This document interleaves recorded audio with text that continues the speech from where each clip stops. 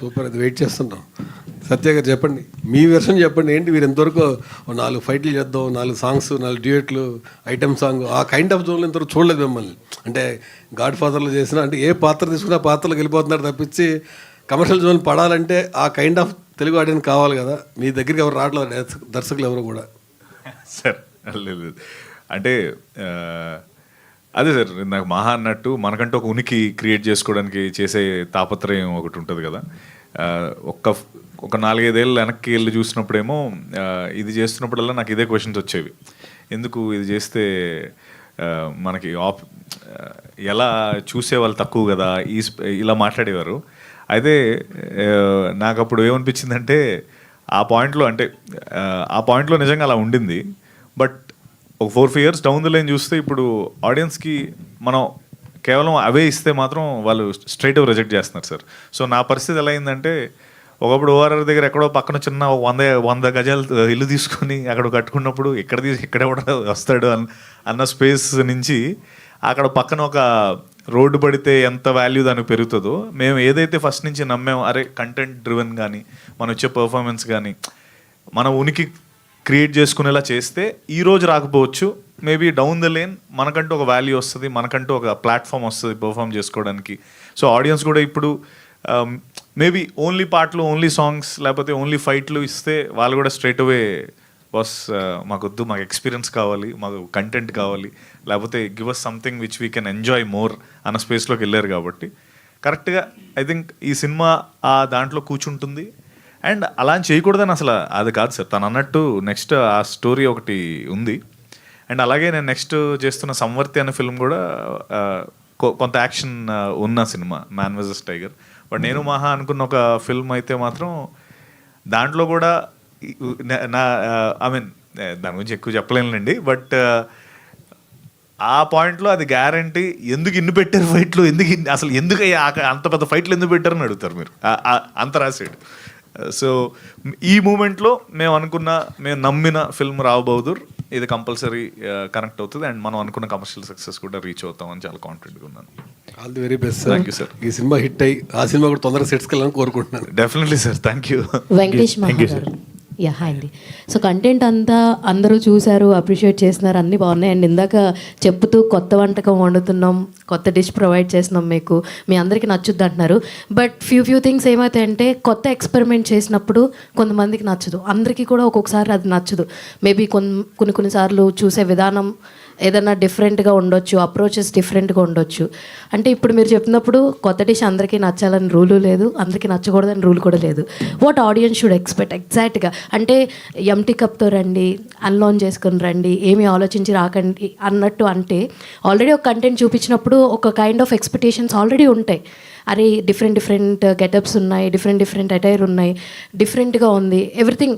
అంటే ఎక్స్పెక్ట్ చేయొద్దు, ఎక్కువ ఆలోచించొద్దు అని అంటే that will be like again a confusion. I got it. I totally get it అండి. I'll just put it, ఏం ఎక్స్పెక్ట్ చేయొచ్చు అనే దానికి అయితే కనుక ఇందాక ఆయన కూడా అడిగారు సార్. సో నేను వ్యక్తిగతంగా ఆడియన్స్ అందరినీ ఒక బాక్స్లో వేసి ఆడియన్స్ అని అన్నండి. ఎందుకంటే ఇప్పుడు 1,000,000 మంది సినిమా చూస్తే 1,000,000 మైండ్స్ సినిమా చూస్తున్నట్టు కదా. No person thinks the same way అనేది నిజమైతే ప్రతి వ్యక్తి కూడా ప్రతి సినిమాని వేరువేరుగా చూస్తాడు. సో ఇప్పుడు వచ్చి ఆడియన్స్కి అలైన్ అవుతూ ఒక సినిమా తీయాలంటే 1,000,000 మందికి అలైన్ అవుతాం. So when I start making a film, when I start writing something, I align with my self and ఈ సినిమా ద్వారా, ఈ ప్రతి సన్నివేశం ద్వారా, ఈ కథ ద్వారా ఆడియన్స్కి ఎటువంటి అనుభూతిని ఇవ్వాలనుకుంటున్నానని నాకు ఒకటి ఉంటుంది కదా. సో అండ్ ఏం చెప్పాలనుకుంటున్నాను ఉంటుంది కదా. సో దాంతో అలైన్ అయ్యే కథ రాస్తాను. ఏదైనా ఇది ఆల్మోస్ట్ ఎలా అంటే నాకు I feel like I'm not just throwing a story at some to every one, all the audience. I'm discussing that story with them. Almost మీరు సినిమా చూసిన తర్వాత నేను నరేషన్ ఇచ్చినట్టు ఉంటుంది మీకు. సో ఆర్ లైక్ డిస్కస్ చేసినట్టు ఉంటుంది. ఇప్పుడు రావు బహదూర్ అనేవాడు ఇంకొకరు అసలు ఇది కథ ఏంటని మీతో ఒక దర్శకుడు డిస్కస్ చేసినట్టు ఉంటుంది అనమాట. So this is audiences thing. Expectation wise ఏం పెట్టుకోవాలంటే కనుక, ఎస్ ఈ సినిమా నవ్విస్తుంది, చాలా గట్టిగా నవ్విస్తుంది, చాలా ఆశ్చర్యపరుస్తుంది, especially in terms of craft దాంట్లోకి వెళ్ళిన క్రాఫ్ట్ యాక్టర్స్ కానివ్వండి, పర్ఫార్మెన్సెస్ కానివ్వండి. అంటే చాలా వరకు సినిమాల్లో యూనో ఒక పాత్ర ఏదో స్టాండ్ అవుట్ అవుతుంది. ఇక్కడ ఏంటంటే రావు బహదూర్ అనేవాడు అసలు మనల్ని యాక్చువల్లీ మనం థియేటర్లో ఉన్నాం అనే విషయాన్ని మర్చిపోయేటట్టు చేస్తాడు రావు బహదూర్ అనేవాడు. అంత పర్ఫామ్ చేసేసారు సత్యదాన్ని ఆ పాత్రలో. మిగతా యాక్టర్స్ అందరూ కూడా అసలు అంటే ఒక పాయింట్లో సత్య వీళ్ళేంటి పోటీ పడి చేస్తున్నారు అన్నట్టు అంటున్నారు. సో ఆ పర్ఫార్మెన్సెస్ చూడొచ్చు, అంత ఆర్ట్ చూడొచ్చు. Art in the sense art direction, production design కావచ్చు, కాస్ట్యూమ్ డిజైన్ కావచ్చు, మేకప్ కావచ్చు. అంటే ఈ సినిమాలోకి ఒక మంచి అనుభూతిని ఇవ్వడానికి కావాల్సిన క్రాఫ్ట్స్ ఏవైతే ఉన్నాయో వాటన్నిటిలోనూ కొత్తదనము, ఒక యూనో మంచి అనుభూతి యూనో దాన్ని చూడొచ్చు. అలాగే ఎవరో యాక్షన్ సీన్స్ లేవా దీంట్లో అని చెప్పేసి అడిగినట్టున్నారు. సో ఈ సినిమా చూసిన తర్వాత, ఈ సినిమాలో ఒకళ్ళు కొట్టుకోరు, కానీ ఈ సినిమా చూసిన తర్వాత మీకు రావు బహదూర్ గారిని పట్టుకుని కొట్టాలనిపిస్తుంది అన్నమాట. సో సార్ ఇందులో మీరు కూడా యాక్ట్ చేసినట్టున్నారు. అవును, మీ పాత్ర ఎంతగానో అలరిస్తుందంటే వాట్ యు విల్ సే? అంటే నేను యాక్చువల్లీ ఇప్పుడు నేను నా కెరీర్లో, యాక్టింగ్ కెరీర్లో పెద్ద క్యారెక్టర్ ఇది, లెంత్ క్యారెక్టర్. అంటే ఇంతకుముందు అంటే సుందరానికి చేసిన, హ్యాంగర్ టైల్స్ చేసిన, ఇంటెన్సిటీ వైజ్ కొంచెం పెద్ద క్యారెక్టర్, డ్యూరేషన్ వైజ్ తక్కువ ఉన్నా కూడా. సో నాకు యాక్చువల్లీ దాని గురించి నేను చెప్పడం కన్నా చూసిన తర్వాత నాకు వినాలని ఉంది. మహేష్ గారు ఏం చెప్పారు చెప్పు అన్నారు. మహేష్ సార్ అన్నారు కదా, మహేష్ సార్ అయితే సర్ప్రైజ్ అయిపోయాను. ఏంటి ఈయన ఇట్లా చేస్తుండేంది అది అని చెప్పేసి.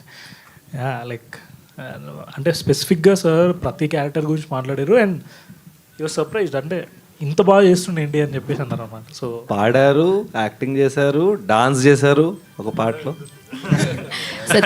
అది థియేటర్లో చూడాలి మీరు. సత్యదేవ్ గారు, చెప్పండి. We all know that you are a fantastic actor, versatile actor, మా అందరికీ తెలుసు. అయితే మీరు currently what you are missing from Rao Bahadur అంటే ఏం చెప్తారు? వాట్ యు మిస్సింగ్ అండి? ఎస్, సినిమా నుంచి ఏం మిస్ అయిపోతుంది, రేపు రిలీజ్ అయిపోతుంది కదా.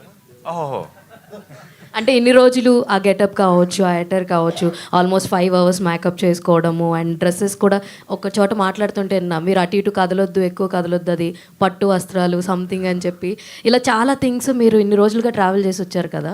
So what you are currently missing అంటే రావు బహదూర్ నుంచి వాట్ యు విల్ సే? అదే మొహం మీద ఒక 10 మందిని మిస్ అవుతున్నానండి. అలా వాళ్ళందరూ ఏం తిన్నారో కూడా తెలిసేదనమాట నాకు. వాడు ఇడ్లీ తిన్నాడు, ఒకడు దోశ తిన్నాడు, ఒకళ్ళేమో అప్పుడే ఏదో పరోటా తిన్నా. సో అలాగా 10 మంది నా మొహం మీద ఉండేవారు ఎప్పుడు. వాళ్ళందరినీ పేరున మిస్ అవుతున్నాను. అండ్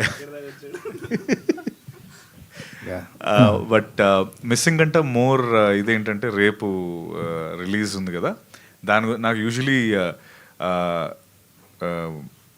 నాకు ఎప్పుడు నా ఫ్రెండ్స్ కానీ అందరూ అడుగుతారు ఏంటి టెన్షన్ ఉందా అని. నాకు ఎప్పుడు అసలు టెన్షన్ అనేది ఉండదు, కానీ ఏంటో ఆ ముందు రోజు మాత్రం చాలా యాంగ్షియస్ అయిపోతాను. అంటే ఆ రోజు అది అప్పుడు మేబీ నా బాడీ ఎలా ట్యూన్ అయిపోయిందంటే 10 రోజుల నుంచి పడే బదులు ముందు రోజు పడితే సరిపోద్ది కదా అని ట్యూన్ అయినట్టుంది. సో ఈ ఒక్కరోజు కొంచెం నాకు కొంచెం యాంగ్జైటీ అండ్ యాంగ్షియస్గా ఉంటుంది. అంటే మోర్ ఇంపార్టెంట్లీ ఎలా డెలివర్ చేస్తాం అన్నీ కాదు. అంటే ఎప్పుడు మనం అనుకున్నదే ఫిల్మ్ అనే ప్రాసెస్ ఏంటంటే మనం దీన్ని దేంతో కంపేర్ చేయలేం. అంటే లైక్ ఫిల్మ్ మేకింగ్ ప్రాసెస్ని ఫర్ ఎగ్జాంపుల్ నేను చాలాసార్లు చెప్పిందే, నాకు ఎప్పుడో ఒకసారి ఒక పెద్ద మనిషి చెప్తే విన్నదే. సో అంటే ఒక బాక్సింగ్ 6 నెలలు చేస్తే బాక్సర్ అవుతాం, లేకపోతే ఒక క్రికెటర్ 1 సంవత్సరం 2 సంవత్సరాలు క్రికెట్ గట్టిగా ఆడితే ప్రొఫెషనల్ అయిపోతాడు. బట్ మనం చాలా కష్టపడి ఎంత కష్టపడినా 2 సంవత్సరాలు, సంవత్సరంన్నరకు సినిమా తీయగలుగుతాం, రిజల్ట్ మన చేతిలో ఉండదు. సో ఆ రిజల్ట్ రేపు కాబట్టి because we have to క్యాటర్ to the larger audience కాబట్టి ఆ టెన్షన్ అంతే తప్ప ఇంకేం లేదు.